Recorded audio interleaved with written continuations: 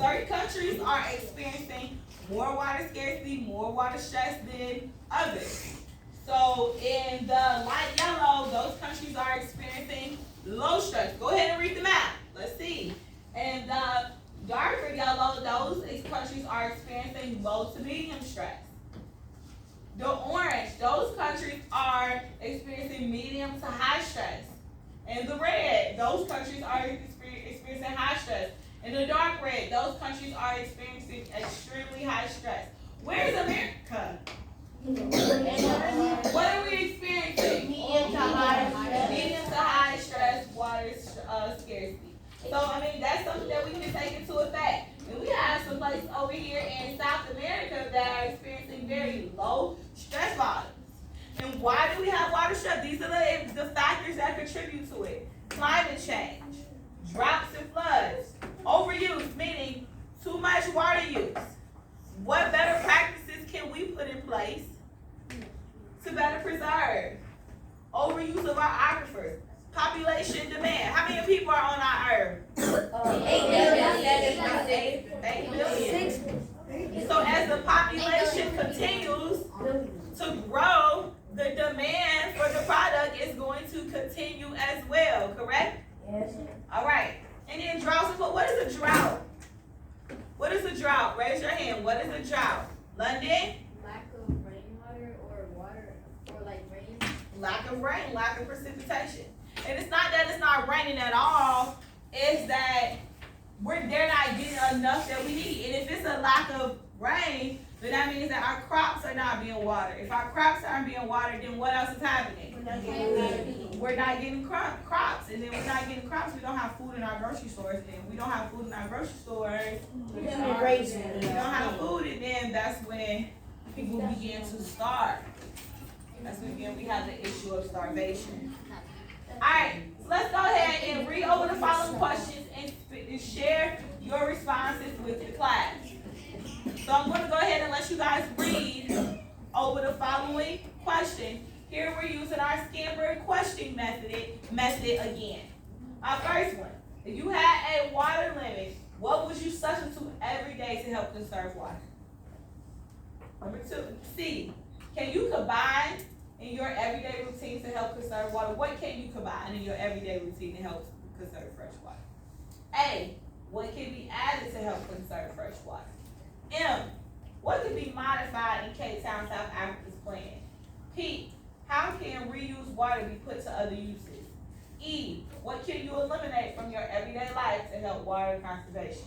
And R, what would you do if roles were reversed and you lived in Cape Town, South Africa? Let's go ahead and think about it for a second. I mean, everybody's sitting up straight. And everybody think you want to go ahead and call on a few people. Okay?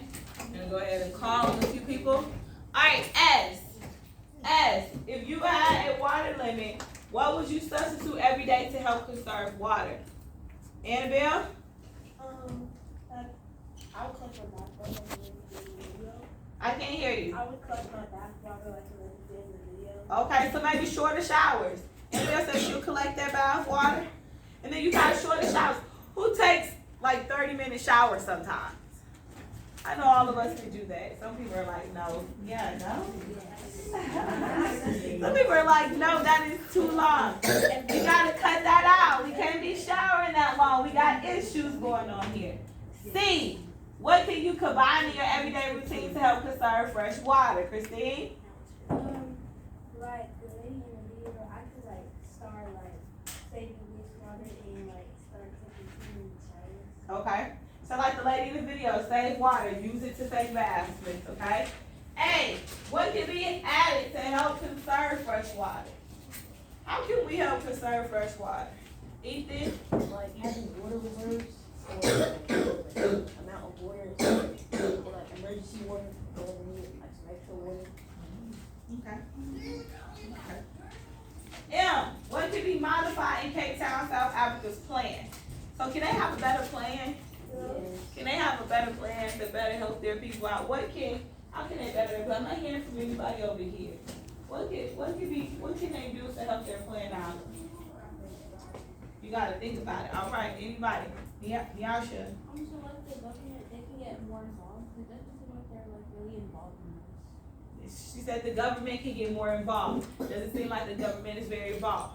The government did not, as stated in the video, the government did not look at the signs that were there that said, hey, this is what's happening.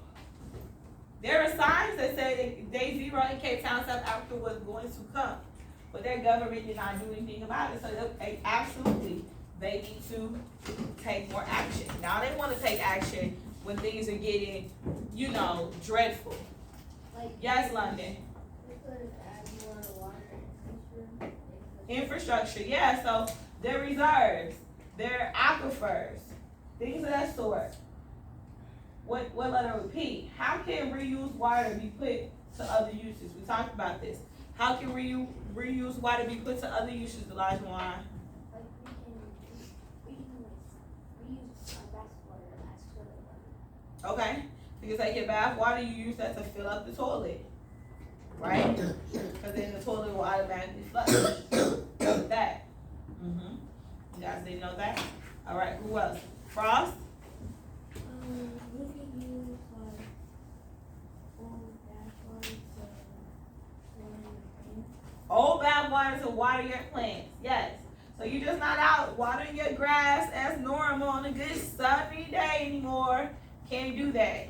If you want to preserve your plants, go out there and put your bath water. But you have to actually begin to remember, your whole life is going to begin to change if this is something that you have to do, right? You can use like even pieces as fertilizer. You say you can?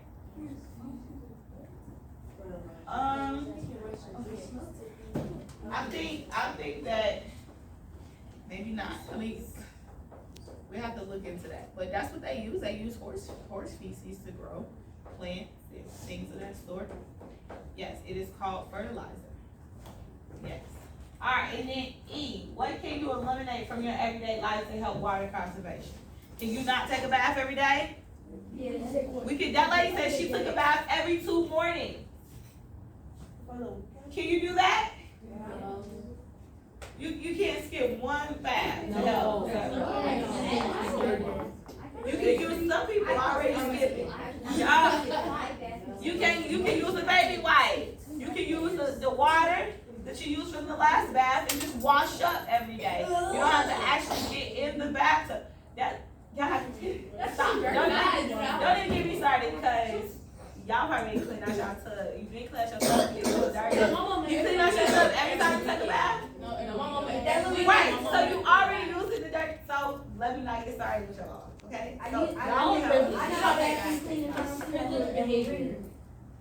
Right, that's another conversation. All right. This is privileged behavior. Yes, that's what it is. It's like Americans are so spoiled. It's like, oh, these things are never gonna happen to us. We don't have to do anything. We're just poor. That's not the case at all. R, what would you do if roles were reversed and you lived in Cape Town? You want to line up with them people gonna come get you. You should see those cops were out. People were getting fined from going over their water limit. If you have time, I'll post this link in Teams, and you guys can finish watching the video. It's on YouTube. Just type in Day Zero, Cape Town, South Africa. It will pop up, and you can watch the whole documentary and see what was going on. They even start to go in the life of this lady who has a hair salon there, and how she had to start running her business different. Because what you do at a hair salon, people come and get their hair shampooed. You know.